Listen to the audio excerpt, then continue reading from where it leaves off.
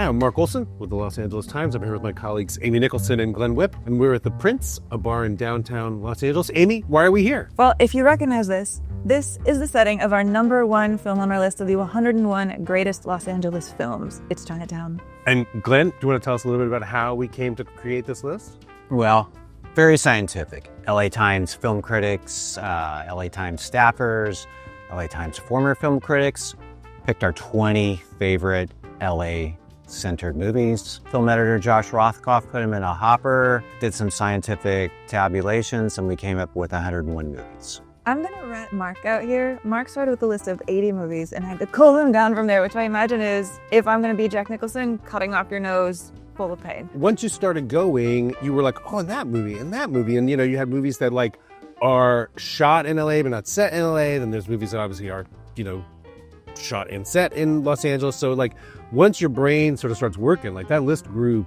fast. Would you think if you made the list today, it would be a different 20 movies? Well, I mean, as with all these kind of things, like, especially once I saw I had my list of 20, and then I saw the final 101 list. And even on that list, there were movies where like, oh, well, you know, what about Planet as It Lays? Or what about Hollywood 90028? Or what about Hail Caesar? Like, there's movies where you're like, oh, I can't believe that didn't make somebody's list, you know? No, and we should say this was a ranked list. So not only do we have to pick our top 20, we had to order them in our hearts from #1 to #20. My #1 on my list, it was Roger Rabbit. I am a very deep Who Framed Roger Rabbit girl. It's the movie that means the most to me about corruption in the city and Hollywood intrigue merged together. My #1 was The Big Lebowski, because that's my Los Angeles. Crime and getting stoned? Yeah, man. Dude lives in Venice. He has his bungalow.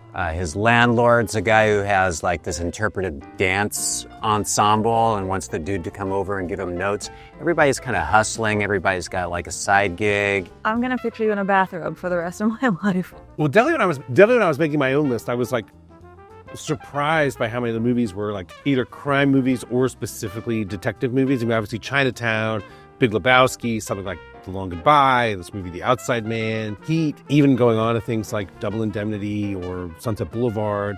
And, you know, I think part of that is like the sort of the sunshine noir idea of like LA being this bright, beautiful, mythical place that has these sort of like powerful and mysterious forces working in the shadows. And then this idea of like a lone figure, you know, who's almost always like in over their head or like things happening that they can't explain. Like, it's funny how like, at least for myself, like that was like the movie version of Los Angeles that like made the most sense to me. LA sold itself as this paradise of orange groves, oil that you can buy all over the place, farmland everywhere. And yet the films that Hollywood made about itself are so dark. So many of the times, like, no, we're cool. We got lots of crime. We got lots of history. Even the sunshine in Chinatown just looks oppressive. I think that's why I really felt important that Babylon had to be on this list. And it made it at the bottom, number 101. But Babylon, to me, captures that vibe of Los Angeles in the silent era where everybody who showed up in this town to make movies was completely out of their minds. Like, you had to be nuts to move all the way across this country, show up here and be like, there's this brand new art form. What if I dedicate my life to it? You hate this movie, but I'm glad I made it on. I just feel like Damien Chazelle has never like had a debauched moment in his life. So that feeling of he's really like trying to put you into the elephant-ness of it all, the elephant, I don't even want to get into it, but it didn't feel real to me. I mean, that's fair. I think Damien Chazelle makes movies about LA where LA's the cool kid and he's not sure he's invited to the party. Yeah. I had La La Land on. Did you have La La Land on your list? Nah, but I like the traffic. But see, like La La Land, even the traffic is like people are singing and dancing. It's like this idealized version of LA. That's kind of a fun place to visit. So as with any list, I think I have to say, I think we can feel pretty good about the way the sort of consensus shook out here. But I know they're obviously part of the purpose of list making like this is to be a little argumentative and have things to disagree about.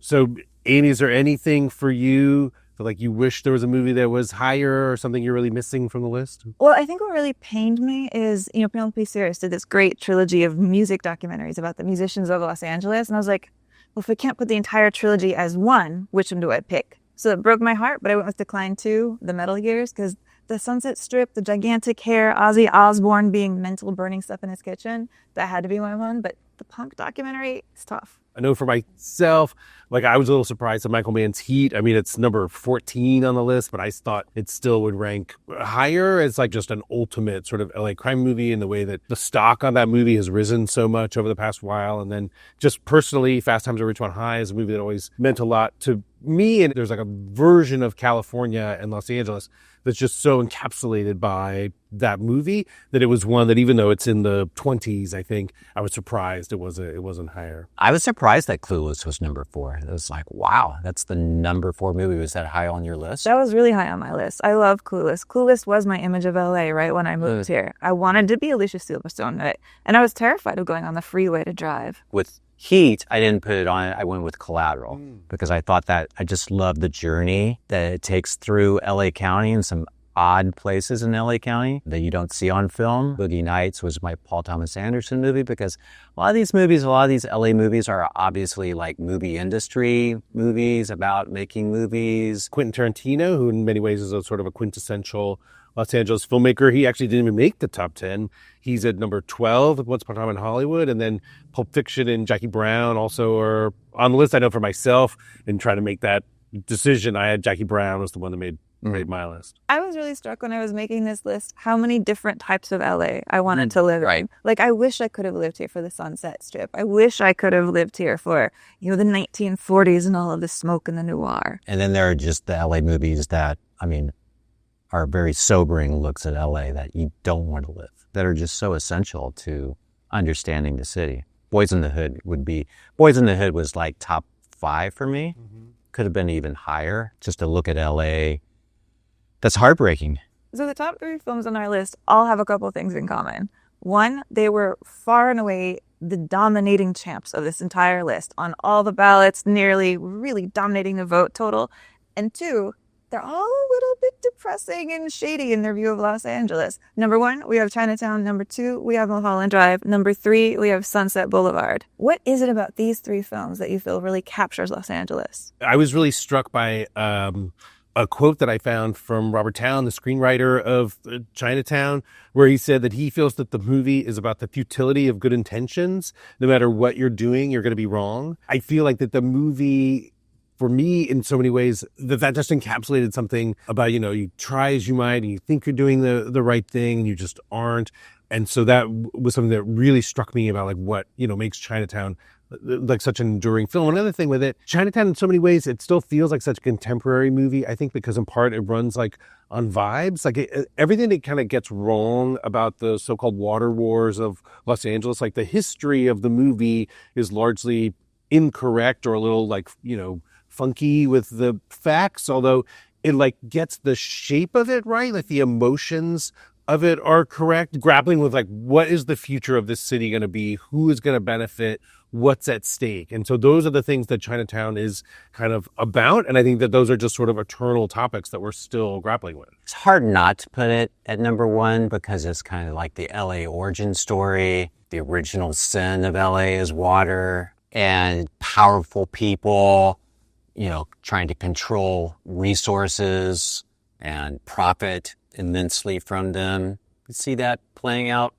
We solved all in the that. news today. We solved that. It's all fine now. I think there's going to be a lot of response to the idea of Chinatown as our number 1 movie. And, the immediate response is going to be the fact that, it's directed by Roman Polanski. And then you have to grapple with this whole thing sort of outside of the movie. But I think one of the things that's fascinating is how this movie that's kind of about like the great unknowable and the fact that there are darker forces at work. Somehow the idea that even the movie itself has something hovering over it that itself feels like mysterious and weird and complicated. And I don't know, but like, it's a movie that can sort of sustain that, like it's strong enough to hold on to that. And so even the sort of like the complication of the Polanski situation, if you want to call it that, like maintains, like the movie can sort of like stand up to that, I think. Well, yeah, if Chinatown is a movie that captures the original sin of Los Angeles, this fight for resources in a desert city, I think there's also like a dark poetry to the fact that it's directed by a very problematic filmmaker. And I think it makes us say, hey, the foundation of the city is difficult people coming here doing terrible things, and this number 1 captures that. There's always like a story behind the story. Exactly. And we're always trying to tell it.